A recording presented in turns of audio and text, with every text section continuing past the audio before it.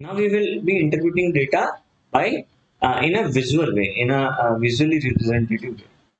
All right, and for that we'll introduce what are called as histograms. How many of heard this term histogram before? Yes, sir. Yes, sir. Wait. So what is an histogram? Histogram is nothing but plotting of frequency of data elements in against some classification, or I could say grouping of data values. So let me explain that with an example. So this is this here it is data of a class or temperature. Sorry, temperature that was taken up in a class of, let's say, some 100 to 100 students or whatsoever. And these were the readings that they got. So minimum temperature was somewhere above 96.3 or something, and the maximum temperature that they got was 100.3 or something. Right, or maybe 5, like 5. We got readings between this scale. So what we did, we on this x-axis we took a scale from 96 to 102. And now what we are trying to do is we divided this complete scale into some certain classes, some certain ranges. So maybe let's say from 96.3 to 96.4 based on point 1. Okay. So how many students were there in this range? Let's say 2. So we drew this. Similarly, for let's say 97.9 to 98, there were 14 students. So we drew this, and so on. So that is what we do in histogram. What we do, we plot the frequencies of elements who fall in a certain range, and that range is generally derived by equally dividing the complete scale of the data values. Although it is not always necessary that all these classes or ranges should be equally spaced. We can also draw histograms where these ranges are of different sizes. All right, so we can have one scale here from 96 to 97, whereas from 97 onwards we can have ranges in the decimals of 0.1,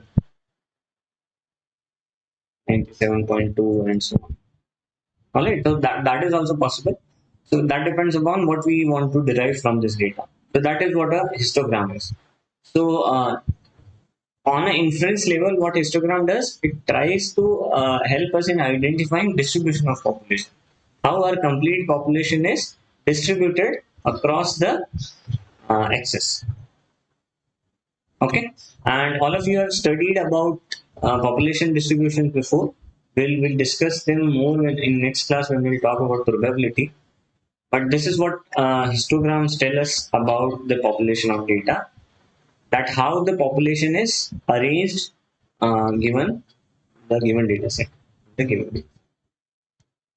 Now, types of histograms. So, the histogram could look like this. It could start from um, lesser values, it could go up to a peak, and it could again vanish at some maximum values. In most cases, we can see that the majority of values lies somewhere around the center value, and the value where we get this peak, we call that value as mode. You have heard about mode before, right? Mean, median mode, measures of central tendency.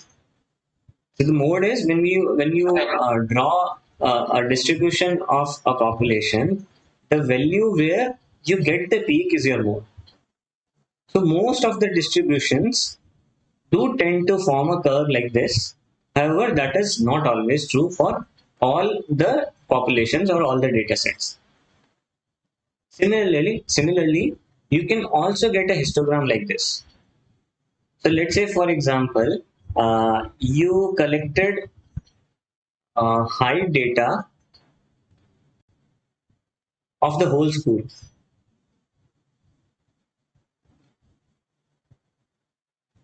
So what would happen? Let's say for class 1 to 5, you will be getting values in this range. All right. Then from 5 to let's say 10, you will be getting values in this range, and for 11 to 12, you are getting values in this range.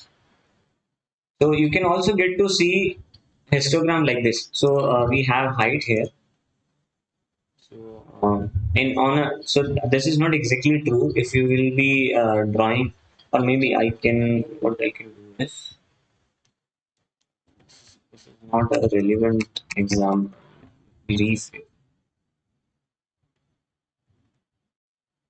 So you collected height of the complete school. Okay, and this is a possibility that this curve could denote the heights of all the girl students. Okay, and this could denote the height of all the boy students. Forget about that. Right? Okay. I cannot come up with the example to explain this.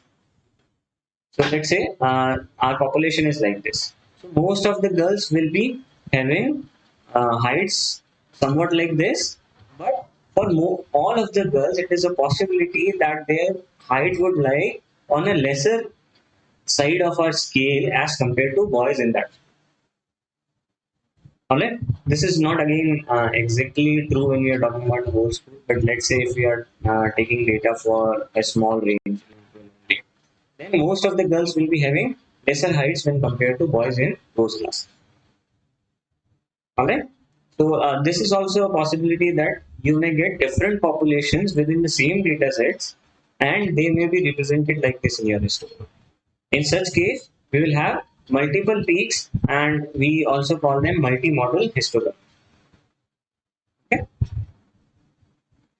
Now let's understand histogram a bit more. So if your histogram is perfectly symmetric, what that means is that mode, median, and mean are same, are at the same point. Then in that case, what would happen? That half of the population would lie on the left side of your histogram, and half of the population would lie on right side of your mean, right side of your mean. Okay? And in such a diagram, we can call this as left tail, and we can call this as right tail. For some particular types of curves, this left tail, right tail, mean, median, mode, they are all well defined. We'll talk about them in a few minutes. But as of now, just remember these things.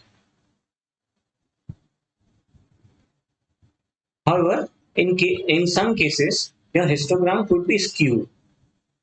By skewing, I mean that most of the population could be on the higher side, or most of the population could be on the lower side. In such cases, you can identify this by looking at their tails. So if the left tail is bigger than right tail, it is a left skewed histogram, and you will have mean which is lesser than your median and mode. However, if it is right skewed, you can say that the right tail of the histogram will be bigger than left tail, and your mean will be greater than median and mode. Okay. Why does this matter? We'll see them later when we'll take on some more practical problems of flying histograms.